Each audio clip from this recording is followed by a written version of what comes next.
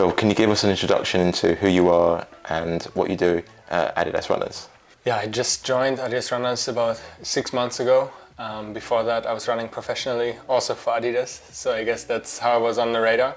And when I announced that I was going to call it quits in October, I was approached a little bit afterwards and decided it was a great idea. And I started listening to what they had to say and really was on fire about the whole Adidas Runners thing. And then I started joining in January 2022, and I've been with them ever since. Now took over as the captain here in Berlin, together with my female pendants. I have a female co-captain who helps me, because alone it's basically impossible to handle all of that. Yeah. But yeah, that's what I've been doing, and it's been a great ride so far. It's a great community, because I know Nick Bester based in London. I know Lee Ryan based in the Middle East. Actually, we went to school together actually, so it's interesting to see the work that he's done. So you're a part of a wider amazing running community. Yeah, it was my first Adidas Runner City Night this weekend, so we had guests from all over the world, as far as Tel Aviv or even Brazil, and of course London, Paris, Milan, and so forth. So that was kind of cool to be the host of the world when they come to Berlin to run this fast 10K and have a good party with us afterwards. And I hope we lived up to the expectation. I assume you did, because Berlin's a fast place. You talked about the 10K, but we're here to talk about the marathon. Now, Berlin Marathon is the fastest of the World Marathon majors. Can you talk a little bit about your experiences running the Berlin Marathon and lessons that you've learned from the time that you ran it to what you're going to do when you run it this year? Yeah, I do have some lessons to learn. So both of my Berlin Marathon experiences were complete opposites. The first time I ran it was in 2017, when I had just finished my track and field season. I had won the bronze medal at the German Nationals in the 5K. So then I spontaneously jumped on the opportunity to pace the second group of the women in the Berlin Marathon. And when I had agreed on taking the pacing job, the plan was to take them out at about 2:26 pace. Well, when I actually met the girl, she told me she had been training really well, and I was like, oh, it's good for you. What is that going to mean for me? She said, well, we're going to adjust the pace slightly, and we're going to shoot for a 2:20 now. So I had just gotten out of my season break, and I was far away from good shape. So I started sweating a little bit immediately. And it worked well. We had a really rainy and cold day. 2017 was a really rainy day.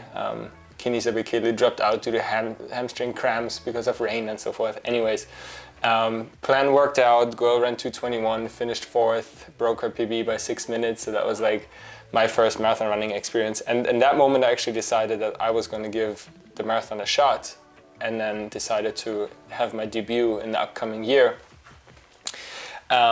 which wasn't at the Berlin Marathon, but that's how the marathon running thing started. Now, the next time I ran Berlin was last year, which was the complete opposite. It was a really hot day. When we started at 9:05 in the morning, it was already near 20 degrees, super sunny.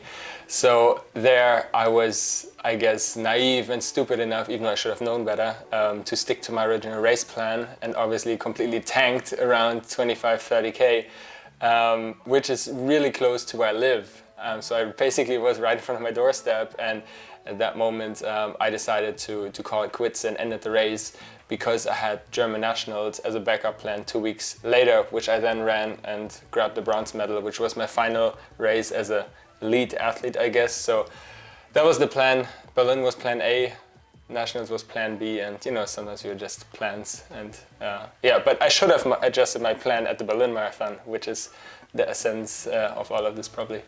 But do you think that's due to your middle distance background? Because I think there's a different mentality from the middle distance to, say, the longer distances, where you're just going to go hard and you'll just, even if you crash, you're still going to get through. Whereas the marathon, if you go hard, like, you're just going to really pay for it at the end, which you only discover once you get to that place. Yeah, I guess so. I mean, and also middle distance running, you have so many more opportunities. If you have a bad race, you try again next week. Obviously, usually that doesn't pan out that way in the marathon. So, by the time I hit 30K, I knew I was not going to finish anywhere near the time that I had trained for and I was looking to run. So I guess with Nationals coming up shortly after, it was just for me, okay, I'm going to try to Yeah, figure myself out, recover, and then try again. And obviously, normally that's not the way you approach a marathon, but in that particular situation, also I knew at that point I was probably gonna, or not probably, that I was gonna finish my running career either after Berlin if it went well, or after nationals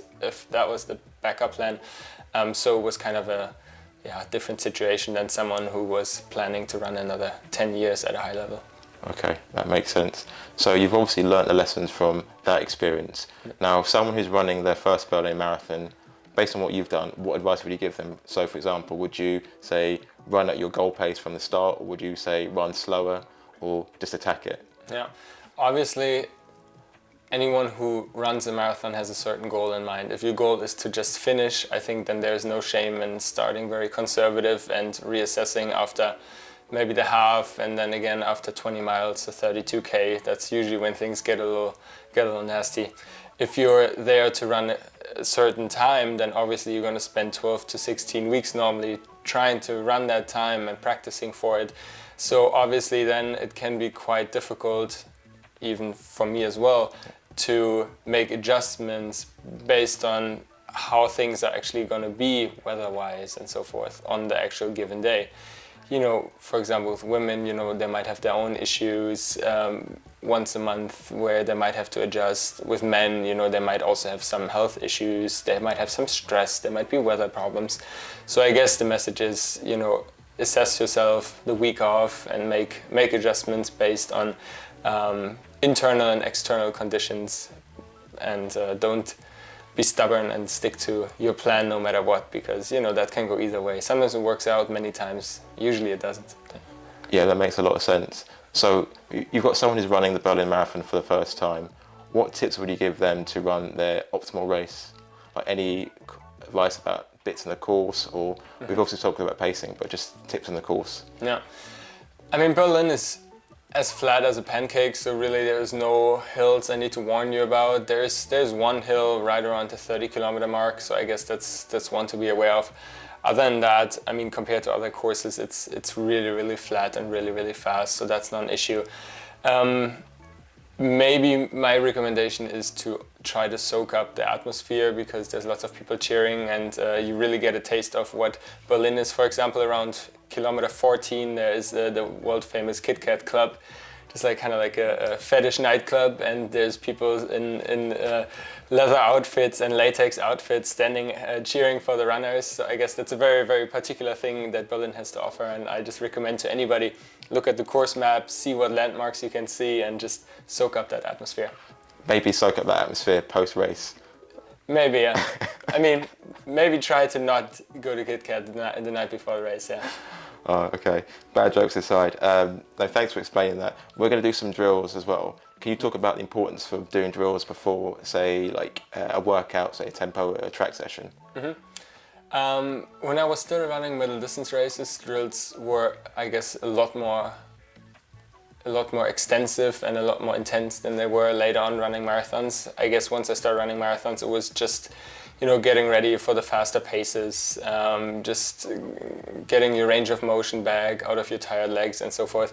So I wouldn't spend as much time doing drills as I used to when I was running 800 or 1500 meters, but it was still part of a regular training routine, and I would definitely do it before every race and every workout. So there's definitely a place and time for that, and anybody who wants to do it, there's plenty of YouTube videos, plenty of coaches, adidas runners coaches, running groups where someone will be able to teach you what to do and help you out. So especially people starting out with running, or people that want to get a bit more ambitious about running, usually good drills is a decent place to start. Good stuff. It's been great talking to you. Thanks, Philipp. Thank you very much.